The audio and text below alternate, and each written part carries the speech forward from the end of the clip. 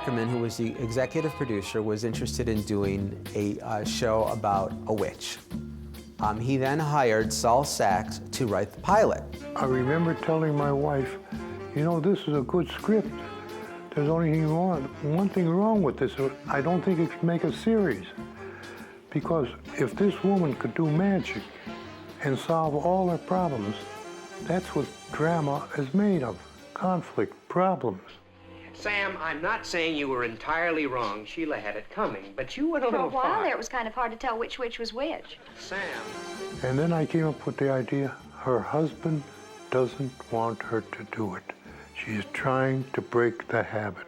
I'm only trying to say that you broke your promise. You gave me your word, no more, stuff. It's a little harder to break the habit than I thought. And once I came up with that, I thought, now it could be a series. Maybe I can taper off. At the same time, Bill Asher, who was the director and the producer of the show and also married to Elizabeth Montgomery, the star, came into Harry Ackerman's office at then Screen Gems TV, and they had an idea for a show called The Fun Couple. They said, your idea is very similar to this. Read it and see what you think. We have it, and we like it. And sure enough, instead of the woman being rich, she would be a witch. And they went home and read it and loved it. And we were on our way. So my wife's a witch. Every married man has to make some adjustment.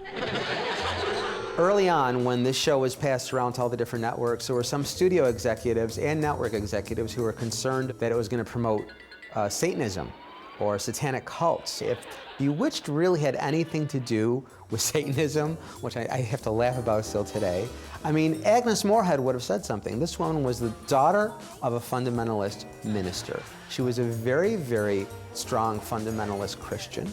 So if there was going to be any issues where this show was going to be evil, Agnes Moorehead would have spoke up. Young man! Mother, don't! Very well. Just consider yourself lucky that you are not, at this moment, an artichoke. One of the great things about the show is that they were certain rules that the producers and the directors and the writers had. In other words, all of the witches' first names ended in A. And if Samantha cast a spell, it was only Samantha who could remove the spell. Mr. Barker, I'm warning you.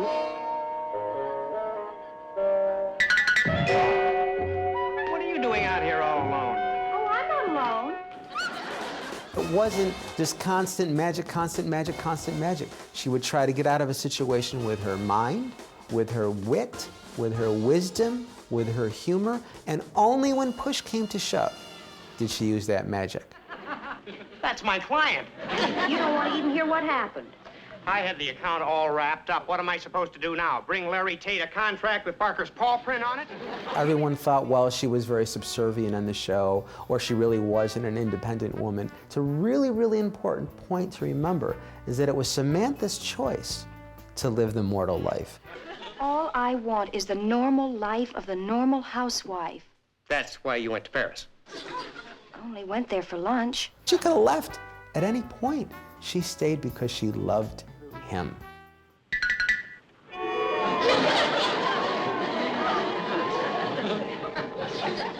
Samantha? I know, no hocus pocus. So sue me. It was worth it. Actually, the night before they filmed the pilot, they still didn't have a way on how Samantha was going to manifest her magic. I wanted to find something in Elizabeth that no one else could do. That was her. And she had that habit of doing that. And they're getting ready for bed, and Bill Asher turns to Elizabeth and says, honey, what's that thing you do, you know, when you get a little nervous, a little aggravated? And she didn't know what I meant. And I couldn't do it, but I tried. And she said, well, I don't do that. I said, you do. And so he pushed her so much that she did it just out of a normal nervousness. She twitched her nose. He goes, that's it. And the twitch was born. And it's a very, very important thing to remember is that when you do this at home, don't twitch your nose. You move your upper lip and the nose falls into place like this.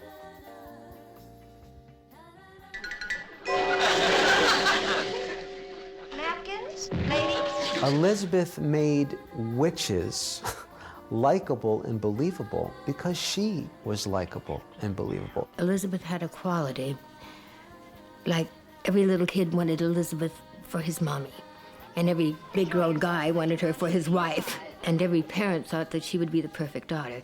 She just had that quality that was real and lovable, and everyone identified with it. Working with Elizabeth was wonderful. We worked together for 8 years, and in that time, there was never any problems. I think my relationship with Liz was very, very mother-daughter, because there was so much time where she and I were on the set together, and I mean, when she'd get mad at me, she would call me Erin Margaret like my mom did. And I mean, I listened to her and I looked up to her, and I really thought of her as a mother figure, absolutely. Samantha, are all our children... Of course, darling. What did you expect? I wanted the witch to pick for her husband a mortal who was an ordinary guy. And that was why we got Dick York. There was a very strong chemistry between Dick York as Darren and Elizabeth Montgomery as Samantha on that show. You really believed that they were in love. I just want you to know how lucky I think I am. Thank you, darling.